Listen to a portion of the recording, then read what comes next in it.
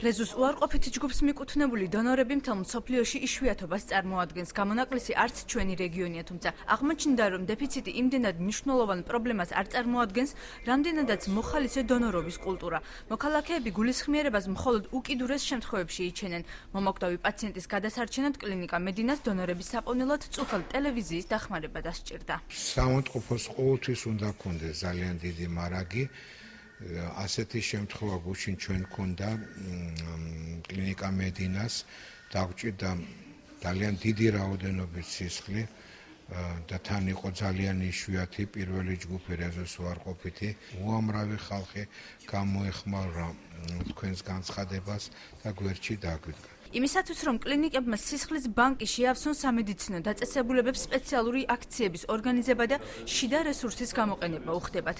აქ მეტი უსაფრთხოებისათვის პრიორიტეტულად არა დონორებს, არამედ მოხალისეებს მიიჩნევენ და პრობლემის დასაძლევად მოსახლეობას მეტი აქტიურობისაკენ მოუწოდებენ. ერთადერთი გზა, რაც დარჩენია დღეს სამედიცინო დაწესებულებას, ეს არის მოხალისე დონორებთან მუშაობა. ალბათ ყველამ უნდა გაითავისოს, რომ ის სისხლი, რომელსაც დღეს შენ აბარებ, შეიძლება თვითონ შენ დაგჭირდეს, შენ ახლობელს დაჭირდეს. ძალიან ბევრ შემთხვევაში ეს სისხლის არქონა შეიძლება სიცოცხლის ფასადაც დაუჯდეს პაციენტს. ამიტომ კიდევ ერთხელ მოუწოდებ ყველას, რომ გამოიჩინონ გულისხმიერება და უფრო ხშირად ჩააბარონ ხოლმე სისხლი. იშვიათი სისხლის ჯგუფის მოთხოვნის გარდა პრობლემა იქმნება იმ დროსაც, როცა სისხლის დიდი რაოდენობაა საჭირო. სამედიცინო დაწესებულებები ბათუმში სისხლის ბანკ ჰერმა 2012-თან თანამშრომლობენ, თუმცა მიუხედავად ამისა, ხშირად ექიმების სიცოცხლისათვის საჭირო მასას მაინც პაციენტების ნათესავებისაგან იღებენ. ჩვენი სისხლის ბანკი ძირითადად მუშაობს ნათესავ დონორებზე და უანგარო დონორებზე, ეგრეთ წოდებულ მოხალისე დონორებზე. შეკვლება გვაქვს გაფორმებული ჰერმა 2012-თან, მაგრამ იმ შემთხვევაში, როდესაც კიდევ ერთხელ ვიმეორებ, მასიური მოთხოვნა არის, ანუ დიდი რაოდენობით მოთხოვნა არის, მაგალითად 15-20 ტრანსფუზია ჭირდება პაციენტს, ამ შემთხვევაში ხდება აი ეს დეფიციტი დონორებისა, ცოცხალი დონორებისა, ახალი დონორებისა.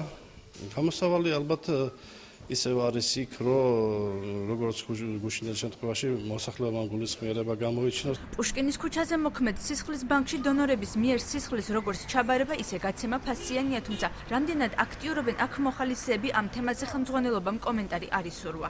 აჭარის ჯანდაცვის სამინისტროში კი აცხადებენ, რომ საზოგადოებრივ ჯანდაცვასთან ერთად დაწესებულია დონორის დღე და წლის განმავლობაში რამდენჯერ მიატარებენ სისხლის ჩაბარების აქციებს. როგორც ადამიანის სხეულის რომელიმე ნაწილით ვაჭრობა, იგივე არის დონორობა, სისხლის ვაჭრობა. ჩვენთან ტარდება დონორების დღე, აქციები. 2013 წელს 5 ჯერ ჩატარდა მოსახლეობის დიდმა ნაწილმა, აი შეგნებულმა ხალხმა, არა საჯარო მოხელეებმა, სამინისტროს, ყველა სამინისტროს საჯარო მოხელეებმა, პოლიციამ, მაშველთა სამსახურმა მიიღეს მონაწილეობა და ჩააბარეს, უანგაროდ ჩააბარეს სისხლი. შეიქმნა სისხლის ბანკი, მაგრამ სისხლის რეზერვი შექმნეს ძალიან რთულია. დიდი ხანია მსოფლიო პრაქტიკიდან ამოღებულია პირველი ჯგუფის რეზუს დადებითი სისხლის, სხვა ჯგუფის სისხლის მქონე ადამიანებისთვის გამოყენება, ასევე მცირეა გაღებული სისხლის ვარგისიანობის ვადა სათანადო პირობებში შენახვის შემთხვევაშიც.